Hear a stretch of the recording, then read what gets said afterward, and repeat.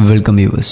ஒரு 50 இல்லை 30 வருடங்களுக்கு முன்னாடியெல்லாம் ஏதாவது ஒரு கொலையோ இல்லை வேறு ஏதாவது ஒரு குற்றம் நடந்துச்சு அப்படின்னா அதை கண்டுபிடிக்கிறது மிகவும் சவாலான ஒரு விஷயமா இருந்துச்சு. ஆனால் இப்போ இருக்கிற காலகட்டத்தில் குற்றங்களை ஈஸியாக கண்டுபிடிச்சிடுறாங்க. ஆனால் இன்றைக்கி நம்ம பார்க்க போகிற வீடியோவில் 2013 நடந்த உலகையே மிரள வைத்த இப்போ வரைக்குமே தீர்க்க முடியாமல் இருக்க வீடியோவில் ஆதாரம் கிடைச்சும் யாராலையும் கண்டுபிடிக்க முடியாத அமானுஷமான ஒரு கேஸ் ஃபைல் பற்றி தான் பார்க்க போகிறோம். நீங்கள் பார்த்துட்ருக்கிறது டாப் 5 தமிழ். என்னுடைய பேர் சரவணன். வாங்க வீடியோக்குள்ளே போகலாம்.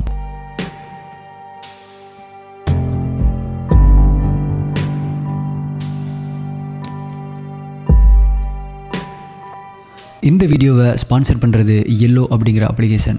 இந்த அப்ளிகேஷன் இன்ஸ்டண்ட்டாக 500 முதல் 2 லட்சம் வரையிலான உங்களுக்கான லோன்ஸ் கொடுக்குறாங்க. ஆப் தேவை அப்படின்னா கீழே டிஸ்கிரிப்ஷனில் கொடுத்துருக்க லிங்கை யூஸ் பண்ணி டவுன்லோட் பண்ணி இன்ஸ்டால் பண்ணிக்கோங்க. வீடியோ பார்க்குறதுக்கு முன்னாடி நிறைய பேர் நீங்கள் வீடியோ போட்டால் நோட்டிஃபிகேஷன் வர மாட்டேங்குது அப்படின்னு சொல்லியிருந்தீங்க. இதுக்கு ஆல்ரெடி சப்ஸ்கிரைப் பண்ணியிருந்தீங்க அப்படின்னா பக்கத்தில் பெல் ஐக்கான் இருக்கும், அதை கிளிக் பண்ணிவிட்டு ஆல் அப்படிங்கிறத கிளிக் பண்ணிக்கோங்க. அப்போ தான் நான் வீடியோ போட்ட உடனே உங்களுக்கு நோட்டிஃபிகேஷனாக வரும். கமெண்ட் செக்ஷனில் நிறைய பேர் இதை பற்றி ஒரு வீடியோ போடுங்க அப்படின்னு சொல்லியிருந்தீங்க. அதுக்காகவே இந்த வீடியோ. 21 வயதே ஆன எலிசா தன்னோட வாழ்க்கையில் இருக்க மன அழுத்தத்தை போக்குறதுக்காகவும் அவங்களோட வாழ்க்கையில் ஒரு மாற்றத்தை உண்டாக்குறதுக்காகவும் அமெரிக்காவை சுற்றி பார்க்க போகிறாங்க. அமெரிக்காவுக்கு போனதும் லாஸ் ஏஞ்சல்ஸில் இருக்க சீசல் அப்படிங்கிற ஹோட்டலில் தங்களுடைய ரூமை புக் பண்ணுறாங்க. தினமும் இரவு தன்னுடைய பெற்றோருக்கு ஃபோன் பண்ணி இன்றைக்கி என்ன நடந்துச்சு அப்படிங்கிறத சொல்லிவிட்டு தான் இங்கே சேஃபாக இருக்கிறத உறுதிப்படுத்திக்கிறாங்க. ஜனவரி 31 அன்னைக்கு அந்த ஹோட்டலிருந்து கிளம்பி தன்னுடைய உறவினர் வீட்டுக்கு செல்ல இருக்கிறதா தன்னுடைய பெற்றோர்கிட்ட சொல்லியிருந்தாங்க. ஆனால் அவங்களோட பெற்றோருக்கு அன்றைய இரவு எலிசாவிடமிருந்து எந்த ஒரு தகவலும் கிடைக்கவில்லை. இதனால் பயந்து போன எலிசாவோட பெற்றோர் உடனடியாக போலீஸ்கிட்ட போகிறாங்க. போலீஸும் உடனடியாக இன்வெஸ்டிகேஷனை ஸ்டார்ட் பண்ணுறாங்க. போலீஸ் அந்த ஹோட்டல் ஊழியர்களிடம் கேட்குறப்ப அன்றைய தினம் எலிசாவை தாங்கள் உயிரோடு பார்த்ததா சொல்கிறாங்க. உடனடியாக எல்லா இடத்துலையுமே எலிசா காணாமல் போனதாக அறிவிக்கப்படுது. போலீஸ் வெப்சைட்லேயும் இவங்களை பற்றி ஏதாவது தகவல் தெரிஞ்சிச்சு அப்படின்னா தங்களை காண்டாக்ட் பண்ணும்படி சொல்லப்படுது. அப்போ தான் இந்த அச்சுறுத்தும் வினோதமான சிசிடிவி காட்சி போலீஸாருக்கு கிடைக்குது.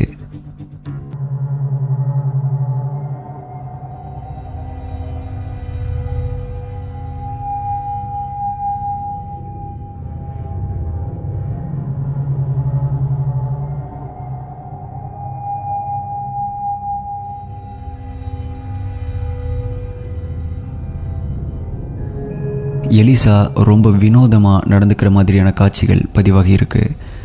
இரவு 2 மணி அளவில் ரொம்ப பதட்டத்தோட எலிவேட்டருக்குள்ளே அவங்க நுழையிறதும் லிஃப்டில் இருக்க எல்லா பட்டனையும் வேகமாக அழுத்தினதும் பதிவாகி இருக்கு.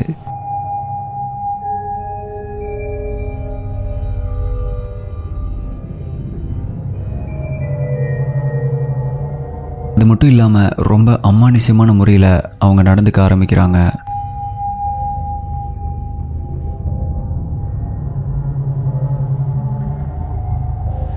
எலிசாவோட கைகள் ரொம்ப வித்தியாசமான முறையில் அசைகிறத நீங்களே பார்க்கலாம். அது மட்டும் இல்லாமல் எலிசா அங்கே யாரோ கிட்ட கத்தி பேசுகிற மாதிரியான பதிவு அங்கே ஆயிருக்கு. ஆனால் சிசிடிவியில் அது பதிவாகலை. அது ஒரு மனிதராக இருக்குமா அல்லது வேறு ஏதாவது இருக்குமா அப்படிங்கிறது தெரியல. இந்த வீடியோ காவல்துறையோட வெப்சைட்டில் வெளியானதும் உலகம் முழுவதும் மிக வேகமாக பரவ ஆரம்பிக்குது. இதில் இன்னொரு முக்கியமான விஷயம் நீங்கள் கவனிச்சிங்கன்னா தெரிஞ்சிருக்கும். எலிவேட்டருக்குள்ளே எலிசா இருக்கும்போதும் சரி, எலிவேட்டர்லேருந்து எலிசா வெளியே வந்து ரொம்ப நேரம் நிற்கும் போதும் சரி, எலிவேட்டரோட கதவுகள் மூடப்படலை. இது ரொம்ப ஒரு விசித்திரமான செயலாக இருந்துச்சு. பல வார விசாரணைகளுக்கு பிறகு ஒரு நாள் ஹோட்டலில் தங்கியிருந்த ஒருவரிடமிருந்து ஹோட்டல் நிர்வாகத்துக்கு ஒரு கம்ப்ளைண்ட் வருது. தங்களுடைய வாட்டர் டேப்பில் தண்ணியோட ப்ரெஷர் வந்து ரொம்ப லோவாக இருக்கிறதாகவும் தண்ணியோட டேஸ்ட் வித்தியாசமாக இருக்கிறதாகவும் புகார் வந்துச்சு. இதை தொடர்ந்து ஹோட்டலோட மொட்டை மாடியில் இருக்க வாட்டர் டேங்கை ஹோட்டலோட ஊழியர்கள் செக் பண்ணி பார்க்குறாங்க.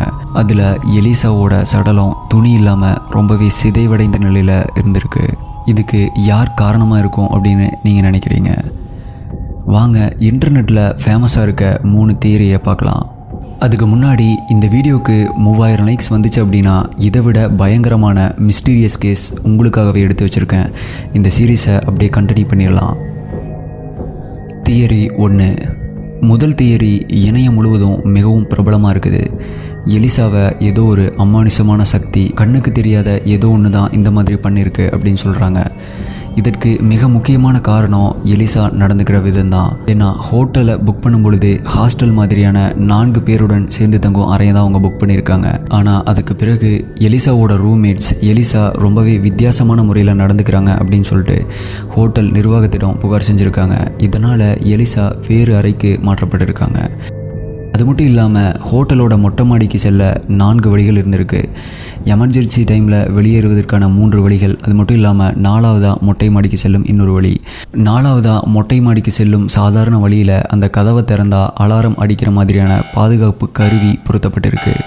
அந்த வழியாக எலிசா மொட்டை மாடிக்கு சென்றிருந்தாங்க அப்படின்னா அந்த அலாரம் கண்டிப்பாக அடிச்சிருக்கும். அது மட்டும் இல்லாமல் மொட்டை மாடியில் இருக்க அந்த வாட்டர் டேங்க் ரொம்பவே பெரிய வாட்டர் டேங்க். அந்த வாட்டர் டேங்க் மேலே ஏறணும் அப்படின்னா இன்னொரு ஏணி தேவைப்படும். அது மேலே ஏறி அந்த வாட்டர் டேங்க்குள்ளே அவங்களே அந்த இரவு நேரத்தில் குதிச்சிருப்பாங்களா, இல்லை ஏதோ ஒன்று அவங்கள குதிக்க வச்சுச்சா? தியரி 2. இந்த தியரி படி எலிசா கொலை செய்யப்பட்டிருக்கலாம் அப்படின்னு சொல்கிறாங்க. எலிசா எலிவேட்டருக்குள்ளே நுழையும் பொழுதே ரொம்ப பதட்டத்தோட யாரோ தங்களை பின்பற்றி வர்ற மாதிரியான உணர்வோடு தான் உள்ளே வராங்க. அந்த எலிவேட்டரோட மூளைக்கு நகர்ந்து போய் நின்றுக்கிறாங்க. கொஞ்ச நேரத்திலே வெளியே மறுபடியும் யாராவது இருக்காங்களா அப்படின்னு சொல்லிட்டு பார்க்க வராங்க. வேறு ஏதோ வித்தியாசமான சைகைகளையும் பண்ணுறாங்க. இதன்படி இந்த தியரி என்ன சொல்லுது அப்படின்னா, அவங்க வெளியே போய் நின்று அங்கே இருக்கிற யாரோ ஒருத்தர்கிட்ட தன்னை தயவு செஞ்சு விட்டுடும்படியாக அந்த செய்கைகள் செய்கிறனால இந்த தியரி இது ஒரு கொலையாக இருக்கலாம் அப்படின்னு சொல்லுது. தியரி 3. இன்டர்நெட்டில் ரொம்பவே பிரபலமாக இருக்கிற இந்த 3 தியரியில் இந்த தியரி தான் ரொம்ப வித்தியாசமான ஒன்று. இந்த தியரியோட பேர் த எலிவேட்டர் கேம். அதாவது 10 மாடி கொண்ட கட்டிடங்களில் இரவு நேரங்களில் யாரும் இல்லாத சமயத்தில் இந்த லிஃப்ட்டுக்குள்ளே நீங்கள் போன உடனே அதில் இருக்கிற சில குறிப்பிட்ட பட்டனை அமுக்கணும். அதில் கடைசியாக 5வது தளத்தை நீங்கள் வந்த உடனே ஒரு பெண் அங்கே வருவாங்க அப்படின்னும் அந்த பெண்ணை நீங்கள் பார்க்கவோ இல்லை அந்த பெண்ணிடம் பேசவோ கூடாதுன்னு சொல்கிறாங்க.